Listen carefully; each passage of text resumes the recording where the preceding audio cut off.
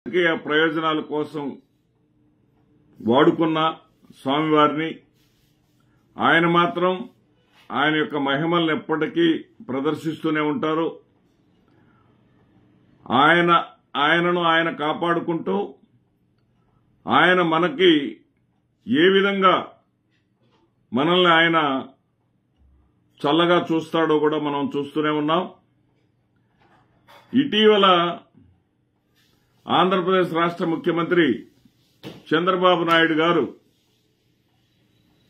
లడ్డూలో ఆయన కల్తీ జరిగిందని చెప్పలా, ఏకంగా లడ్డూలో నెయ్యికి బదులుగా జంతువుల కొవ్వు వాడారు అని చెప్పారు. ఎనిమల్ ఫ్యాట్ ఆయన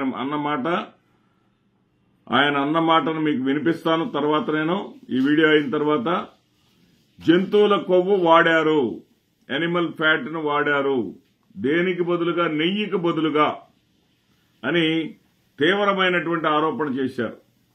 ఈ ఆరోపణ తర్వాత జాతీయ అంతర్జాతీయ స్థాయిలో ఉన్నటువంటి శ్రీ వెంకటేశ్వర స్వామి వారి భక్తులందరూ కూడా ఆందోళనకు గురయ్యారు. ఆయన ఆరోపణ చేసిందే తడవుగా విచారణ కోసం ఒక సిట్ను కూడా ఏర్పాటు చేసేశారు. మరి రాజకీయ ప్రయోజనాలను ఆశించి చేశారా లేదా అన్నది తేలకముందే ఆ సిట్ను క్లోజ్ చేసుకోవాల్సినటువంటి పరిస్థితులు ఆయనకు ఏర్పడ్డాయి. ఆయన సిట్ను ఒకదాన్ని ఏర్పాటు చేసేసి విచారణ ప్రారంభించమనేసరికి వైవి సుబ్బారెడ్డి గారు సుప్రీంకోర్టుకు వెళ్లిన తర్వాత మీరే ఆరోపణ చేసి మీరే సిట్ ఎలా వేసుకుంటారు అని సుప్రీంకోర్టు వారు ప్రశ్నించిన తర్వాత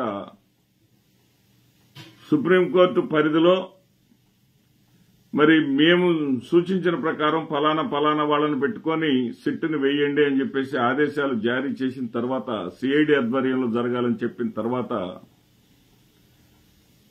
దాని క్రమం మొత్తం మారిపోయింది. ఆ తర్వాత నానా యాగి చేశారు ఉప ముఖ్యమంత్రి పవన్ కళ్యాణ్ గారు. సనాతనవాదిగా మరి తానొక్కడే ఈ ఆంధ్రప్రదేశ్ రాష్ట్రంలో 5.5 కోట్ల మంది ప్రజల్లో సనాతనవాది అనే విధంగా తీవ్రంగా స్పందించారు. దేవాలయాల మెట్లు గడిగారు, కాషాయం ధరించారు, మరి కాకి బట్టలు వదిలేశారు.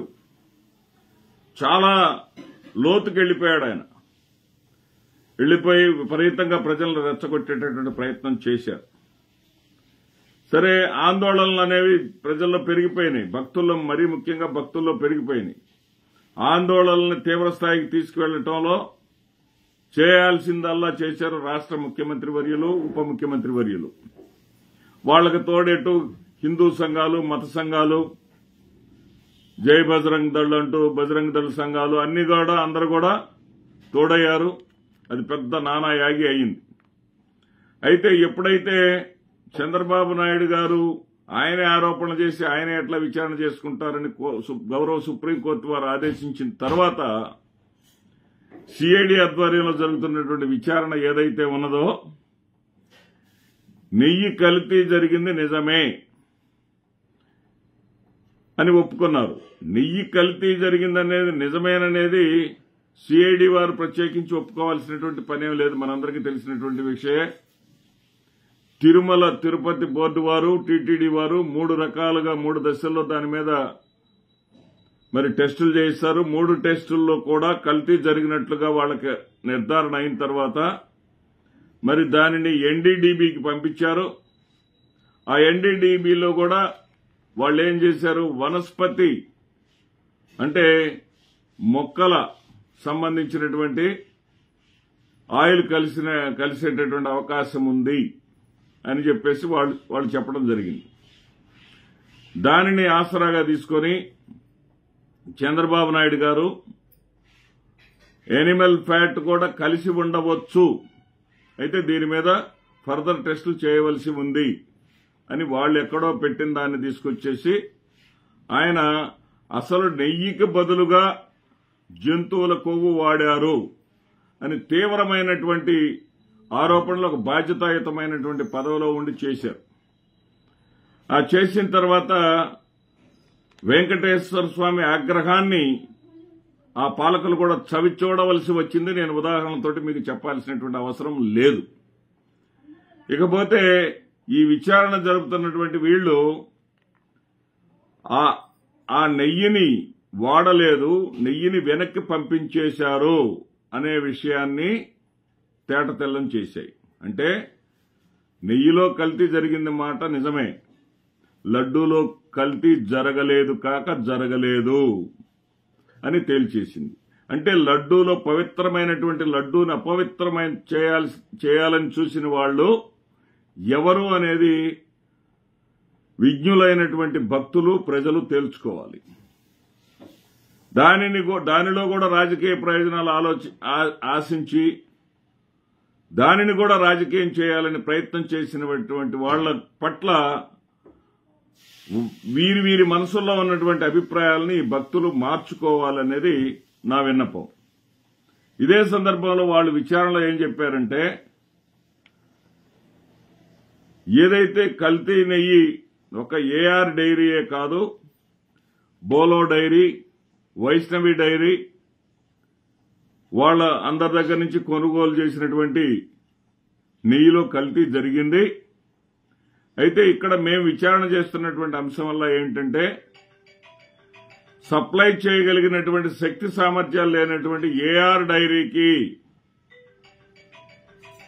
ఎందుకు ఆర్డర్ ఇచ్చారు, సప్లై చేయలేదు అని చెప్పి తెలిసినా కానీ కెపాసిటీ ఉందా లేదా అనేది లేకుండానే తెలుసుకోకుండానే ఎందుకు వాళ్ళకి ఆర్డర్ ఎవరు కట్టబెట్టారనే దాని మీద మాత్రమే విచారణ జరుగుతుంది.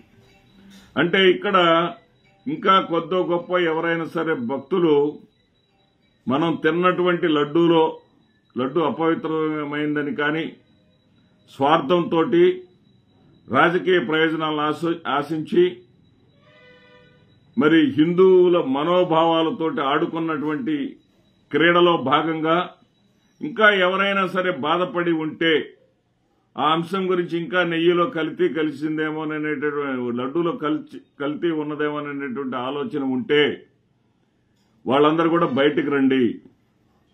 శ్రీవారే కాపాడుకున్నారు, ఎక్కడ కూడా లడ్డూలో కల్తీ జరగలేదు. ఆ సాహసం కూడా ఇక ముందు కూడా జరగదు. ఎందుకంటే టీటీడీలో ఉన్నటువంటి విధానాలు అవి అక్కడ 3 రకాలుగా చెక్ చేసిన తర్వాత ఆ నెయ్యి యోగ్యమైతేనే వాడతారు, నెయ్యిలో కల్తీ జరిగిందంటే వాడరు లడ్డూలు అనేటటువంటి విషయాన్ని గుర్తించి రాజకీయాలకు అతీతంగా ప్రజలు ప్రశాంతంగా ఉండాలి. భక్తులు ముఖ్యంగా శ్రీ వెంకటేశ్వర స్వామి వారి ఈ మధ్య కూటమి ప్రభుత్వం అధికారంలోకి వచ్చిన తర్వాత వారి ఆదాయం తగ్గిందని అంటున్నారు. అలాంటి అపోహలేమీ లేకుండా స్వామివారి పట్ల ఎప్పుడు కూడా